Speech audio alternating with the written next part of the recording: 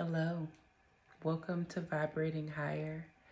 I am Victoria Nicely, and this is episode 9. I tried to title this, but it's pretty much my story. It's pretty much my testimony. It's pretty much me sharing with you my journey in my faith. In this episode, I will share my story as it relates to the church, faith, religion, and God. This was difficult for me to write. I won't be going into many details for many reasons, but mainly there's a lot to get through. So let's get to it. I've been in church all my life, from seeing my family serve in the church to going to camps and conventions. I was a young leader. I was about 12 when I joined my own church that was separate from any church that my family went to or that they served in or grew up in. In 2005, I went away to college and became a church leader again. And well into grad school and adulthood. I have my papers, and this is a long one, so you'll hear and see my paper in this. Judge your mother. In 2012, I moved home after grad school. I was 25, and I was sad.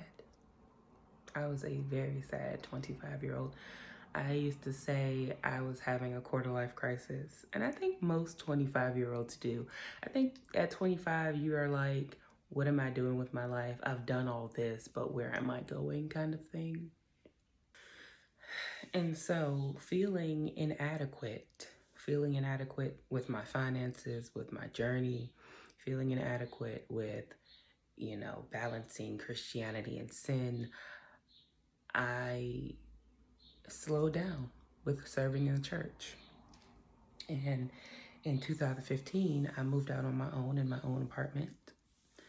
And after a while, after about a year, I had no interest in going to church. By this time, it has been a mixture of doubt in myself and in my journey and in my faith and my beliefs, pressure from the church, because there can be pressure even though they say it's not. There is a feeling of pressure to be and do and exist a certain type of way. I was dating and in love with a non-believer. I'm still dating and in love with a non-believer. And those things affect you, Your mind starts to take over, and then you start to act on the things that you think. I put Christianity up on a pedestal, and the only thoughts that I was having was, if I can't be perfect, then why even try? So I gave up, totally and completely. Yes, I sang my songs, and actually, did I? Yes, I still had my moments of worship, but when it came to church, I was just, no, I'm good. I'm good. I don't want to go. And for almost 2 years, I was like that. But also, from the time I stopped going to 2 years later, I really began to learn who I was. I really began to discover me and the things that I like and the things that I enjoy to do.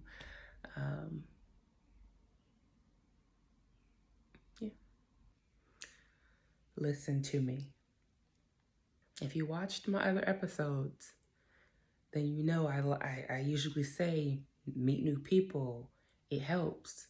When I tell you that when you meet new people, your life changes, please believe me, because I have evidence throughout my life. Every time that I met someone new, my life shifted. My life took a turn, either for the bad or for the good. So, in December of 2017, two girls at the Whole Foods, two Black African American girls, complimented my earrings that I had in. I had cross earrings, like cross, Jesus cross earrings. And they complimented my earrings. And we had a little chit chat. I left. They came after me. And they said, hey, we're having a Bible study. Would you like to come? Random, right? And I said yes. So me being ready to learn again, me being ready to get back to my faith, because it was the only thing missing in my life at the time, decided to take this journey. And over the course of 6 to 7 months, I went from a Bible study of 4 Black girls in a Whole Foods every Wednesday to somebody's basement with 15 plus students between the ages of 23 and 31, learning the Bible. The only people, I was the oldest, but the only people who were my age were the instructors, were the teachers. I was captivated by everything that they were saying. When I say I had never learned the Bible that way, when I say they broke it down, when I say I had homework, when I say we put in work, and they had me really questioning everything that was before. They had me looking at the church as if it was wrong, and even the church was sin. Y'all. And I was in. I was like, oh my gosh, this is amazing. And to this day, there are things that I still look at and I'm like, that makes sense. But all things must come to an end. Even though I loved, the fact that it was a young group and everybody was around my age, everybody was going through the same things I was going through, I still had my doubts. I still questioned, I started to question what they were giving and what I was consuming and who I was consuming it by. There came a point where I guess it was time to level up, and I did not accept what they were offering. I wasn't ready. I didn't believe it. And when I asked questions, no one could answer. And so I felt like I was back where I was, like, oh, nobody's answering my questions. But the only difference was this time I was asking. The first time I wasn't asking no questions. I just ran away.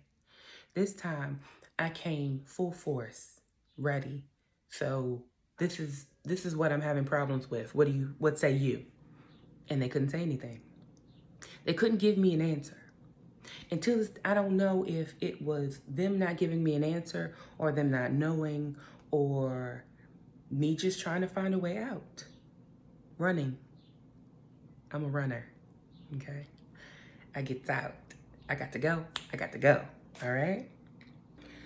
So it's the summer of 2018. And again, I began to question what I was consuming and who I was consuming it by. And I learned this verse that summer. God is not a man that he should lie. God is not a man that he should lie. Numbers 23 and 19. I didn't know the verse. I know a verse, but I don't know the numbers and all that. He working on me, okay? I began to examine the things I believed in against the things I had doubts in, if that makes sense. I began to question my faith. And I began to question if I have doubts in the things of God. But my faith is stronger when it comes to other things. Like, for example, I believe in gay marriage. I believe that anybody should love who they want to love. I don't believe anyone should be damned to hell. I don't believe in hell. I don't believe in heaven. I don't have a fear that most Christians have of those things. So one of my main questions was, how can I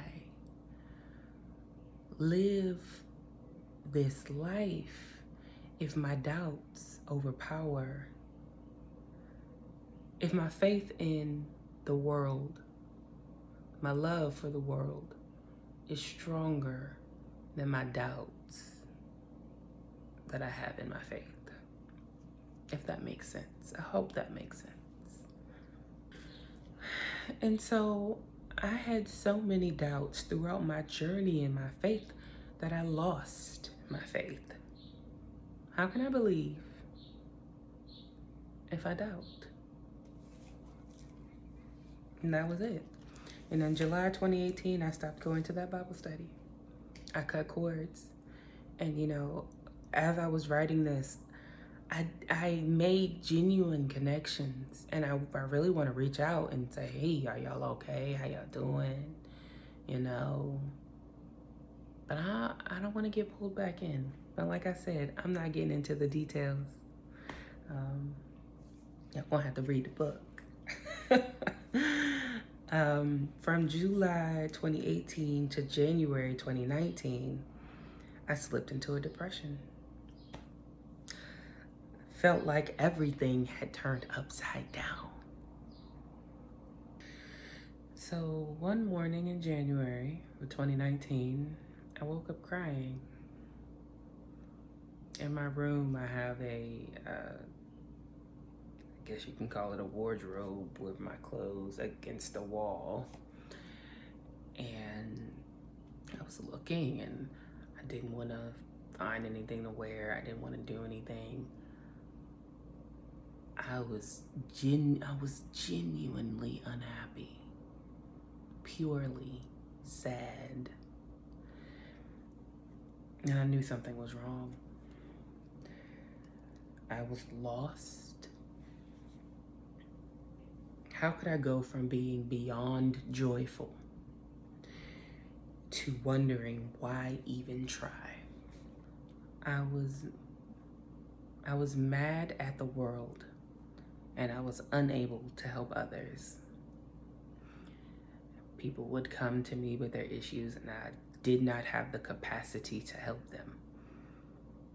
I'd literally be like, go get some help, when I'm usually the person who helps or tries to help, and I couldn't. And that hurt most. That day, that morning, I woke up crying. I called for help. I called a therapist. And that is the best decision that I made in my life. From January 2019 to fall of 2019, I was in therapy. Finally got a car. I was healing, and I was feeling good. And the reason I say I got a car is I had my license for probably 3 to 4 years by then. But I wasn't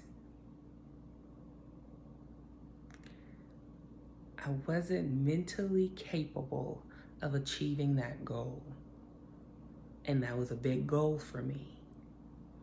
And the fact that I accomplished it, I really want to say that, because as Christians, we put so much faith, or we put so much demand on God, but God gives us everything we need. And that includes the help we need. That includes us doing our part. Going to therapy was doing my part, because I was unable to tap into who I knew I could be and the things I knew I could do. In fall of 2019, my therapist decides she wants to go on maternity leave. How dare you? What are you doing? Girl. But guess what? Your girl blossomed. Your girl blossomed. Continued to blossom, because I was blossoming in therapy. But after she left and I had to rely on myself, because remember, I'm still not going to church. So I'm relying on myself to really find my way.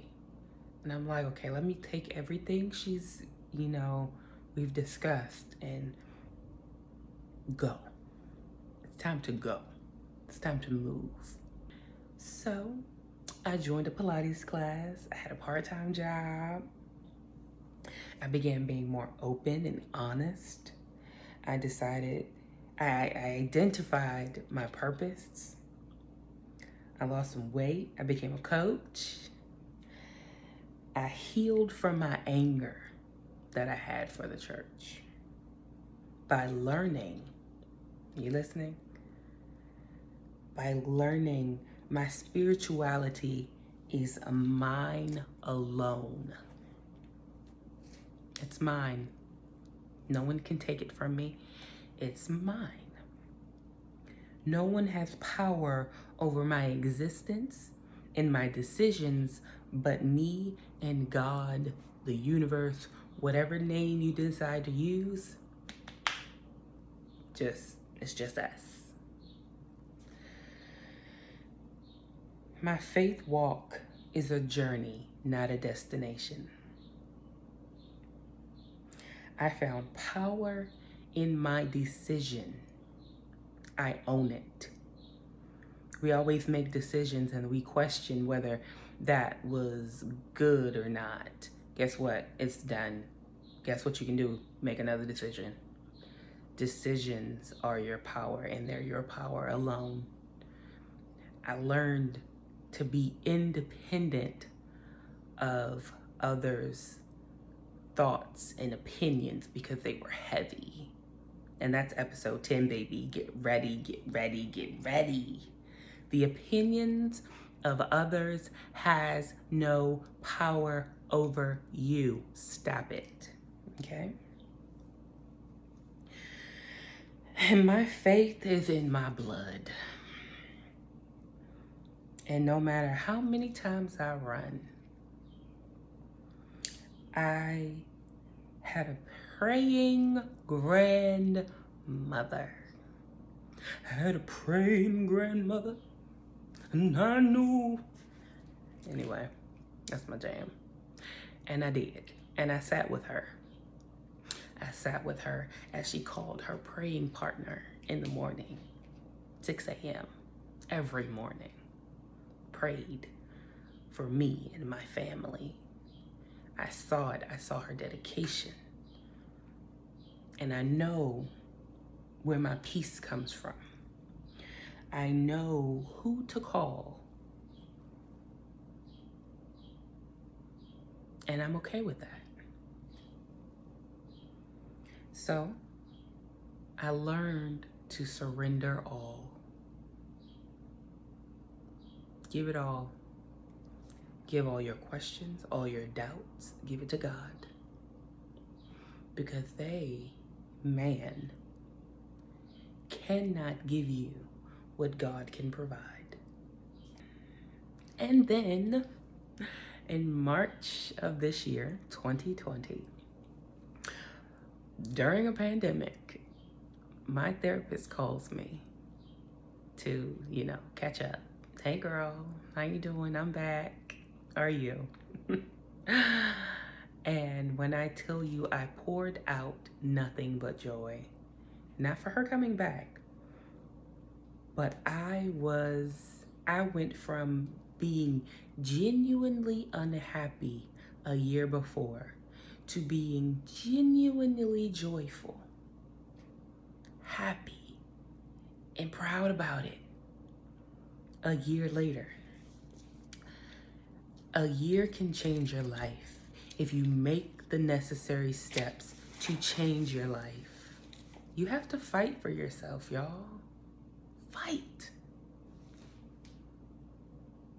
We chatted like she was a proud and supportive auntie, y'all. Like an old friend chatted. And she cleared me.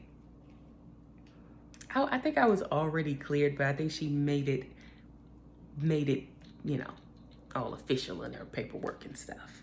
Cleared. And told me to call her when I need it. And for anything. Because I told her where I want to go in my life. And she was ready to give me advice and told me to call her whenever I needed. Now, everybody's story's not going to be like that. But I made an effort to not be broken. And daily, I make an effort to never be broken again. The point of this episode was the difficult part for me. Writing, both parts was difficult, but when I was writing my history, it was hard because I'm still healing from it. I'm still healing from things. I'm still learning. I'm still on my journey. But when I was trying to decide why I wanted to tell the story at all, I had to meditate. I had to lay back and really think on it. And so, though I couldn't get into many details, I want you to know, and I hope you know, for those church-going people out there, that church can be triggering for some people. Be compassionate, be caring, and be calm when inviting people to your church, when trying to convert them to Christianity. Do your due diligence and take it easy sometimes, because sometimes people aren't ready. Stop putting your trust in man and work on building a personal relationship with God. My whole journey in my faith has been because I didn't want to disappoint my family. I didn't want them to think that I was this sinner out here doing whatever the hell she wanted to do.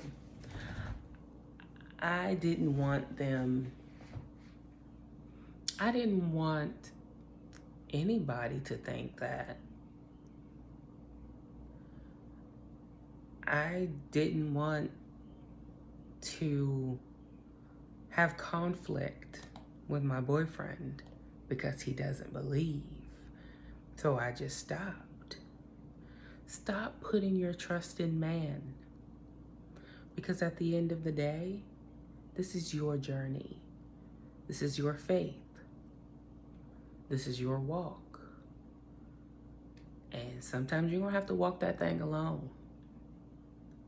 And that's okay. And also on that note, in church, we tend to put the pastors up on a pedestal. No more. No more will I do that. I'm coming at you head on with all my questions and all my doubts. And we're going to have an open conversation about it, because for too long do we live in a world where we think it's okay to just go with the flow in regards to having other people guide us on this journey. And that's not the case anymore. It is time for us to take control of our faith walk. If you have questions, get them answered.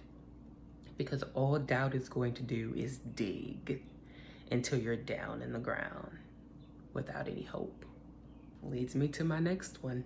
Never stop trying to get your questions answered. If you have a question, ask it. But also don't focus on your doubts.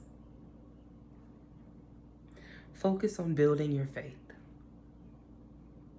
Faith. Faith. Unseen. Unseen. So all those doubts and all those questions that I had, I still have them, but that isn't my focus. My focus is building my faith and building a stronger relationship with God, because I have evidence of when I am in communication that there is power there that I never had, because I was relying on someone else to pray for me. I was relying for someone else to read a scripture for me, and I didn't do it on my own.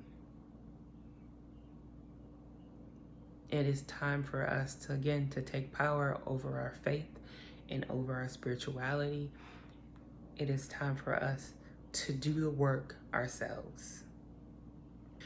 Not only should you not focus on your doubts, but don't focus on your inadequacies. But remember, before you were born, God gave you everything you need to be everything God designed you to be. For God's plan, not your plan. So stop fighting. What will be, and that's His plan. And our job is to learn His purpose for our lives. And the only way you can do that is by learning you. Y'all, I don't say this just to say this. Get into yourself. Learn who you are, what you love to do, because His purpose is in you. In you. So stop looking everywhere else trying to figure out who God wants you to be when He already gave it to you. When He already told you who you should be and where you should go. And you should start that journey on the inside. Start discovering who you are. Start learning who you are. And then you'll know who God is for you in your life. And I said this the other day, like, why try to create your own vision when God's plan, God who created the earth, the heavens, and the stars, is so much bigger than you and your plans and your ideas? Lean not on your own understanding, okay? Because He's ready to give you above and beyond what you can ask or think. Run, y'all, run. No, but really, stop trying to create your own story. It's already there. Everything you need is already there. That's it. That's it, folks. My journey isn't over. I might go through a new wave of things, but that's life. I started going to a new church. I pray before I decide to do anything. Before I make these videos, before I decide to do whatever it is that I want to do, I have a conversation with God. Say, hey, let me know, guide me, show me. And I have faith that I will get to all the places I'm meant to be. I have faith that based on my past experiences, which is your evidence, it will guide you to where you need to be.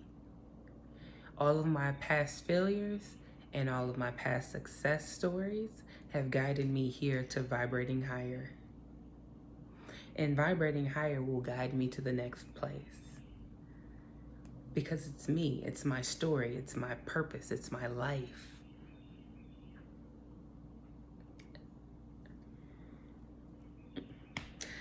I'm enjoying the ride, y'all. I'm enjoying the ride that was designed for me by God, just for me.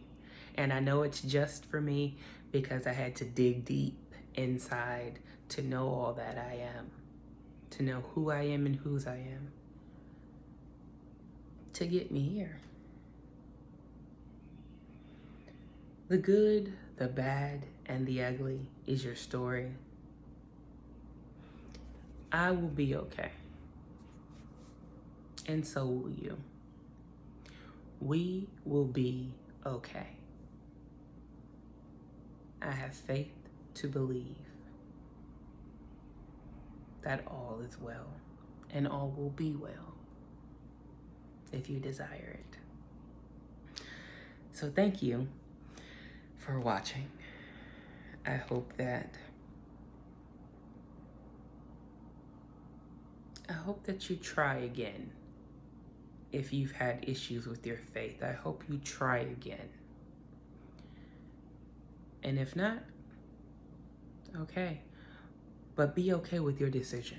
Don't let anyone coerce you into doing or being anything that you do not want to be.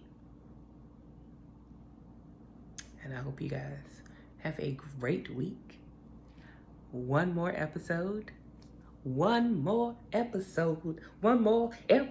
Okay, I'm done. Bye, y'all. Thank you for watching. From the bottom of my heart, I appreciate you.